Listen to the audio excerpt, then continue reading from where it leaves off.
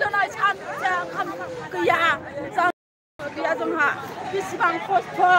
गोदाव सोराव जानांदों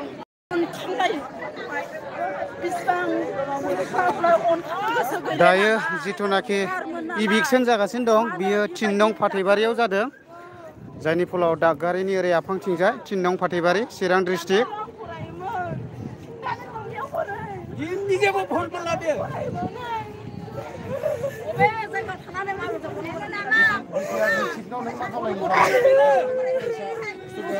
दा गोबाङानो बुहुत दुखुजों गाबदों आरो दा बिसोरो गासै फरायफुनाय गथ'मोन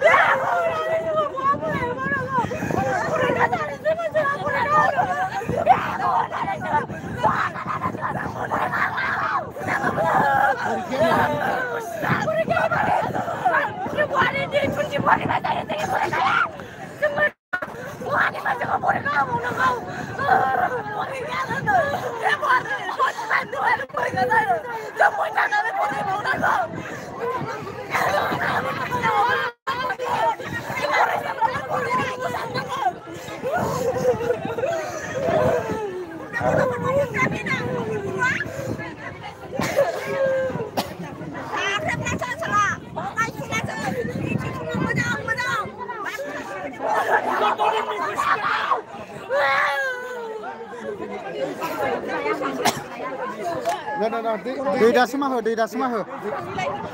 दै दासोमा हो दे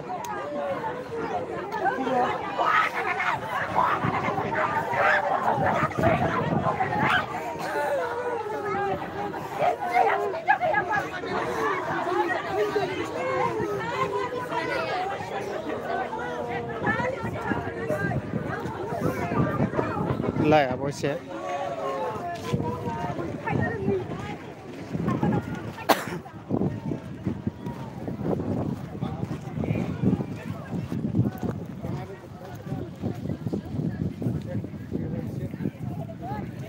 दा नैबे गंसे चार्चमोन गिर्जामोन दा बेखौ सिफायथ'नाय जायाखिसै गिर्जाखौ सिफायलानो औ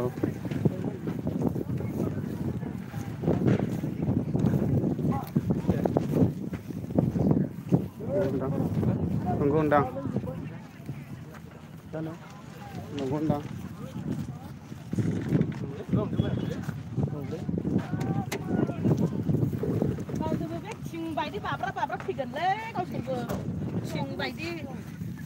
बाब्राब थिं बायदि जानानै थैजोबनाय इसोरो मानसि मोजां जानाय नङा इसोरो जेरैहाय जों पाब्लिकखौहाय नासयदों बेफोरबायदि जाजोबनाय इसोरो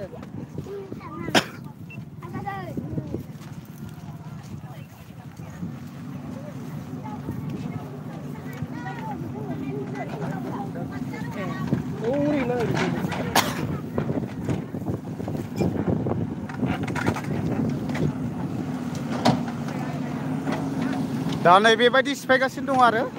बेनो जादों जाहैबाय 3 नम्बर फाथैबारि आरो जायनि फलाव भारत भुटान सिमनायाव थानाय दागगारिनि खोला दा बेयाव टटेलि बर' गामि आरो फ्रायनिन बर' गोजा बेयाव गुबुन जातिखौ नुनो मोनाखै फ्रायनिन बर' गोजा आरो दा नैबेफोरबायदि लुनानै दंमोन आरो दा बेफोरबायदि लुनानै थादोंमोन आं जिखिजाया जा नोंथांमोननि कमेन्टखौ नायनो सम मोनाखै दै अननानै गाज्रि मोननाङा जिखिनाखि आं नोंथांमोननो बेखौ लाइभनि गेजेरजोंल' देखायगासिनो दङ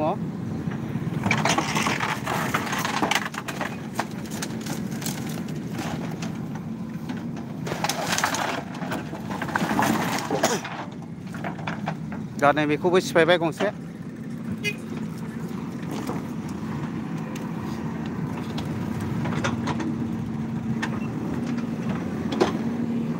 दा नै JCB गंनै बाहायनाय जादों दा बेनो आरो नै ओरैखौबो सिफायनाय जासिगोन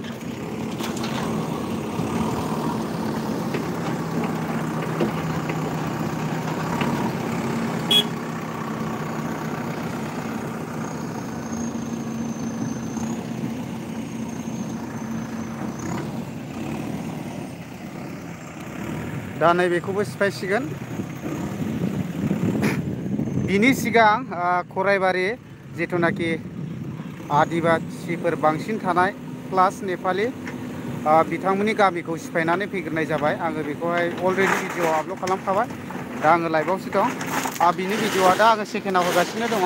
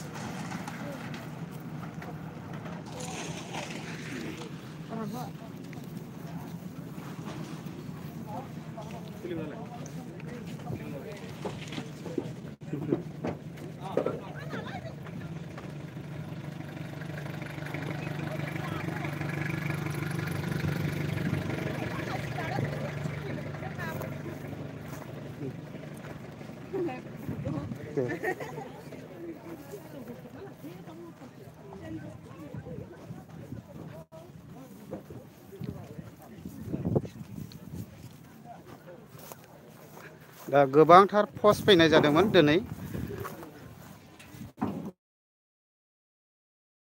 निफ्राय गोबांथार पस्ट फैदोंमोन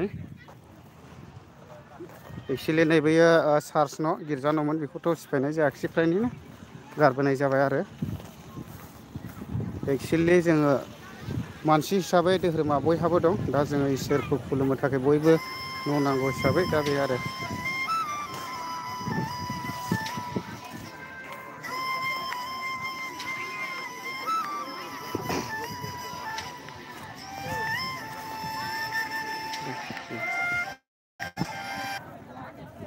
अब्ला लोगोफोर आं दिनैनि लाइभखौ बेखिनियावनो दोनथ'नाय जाबाय।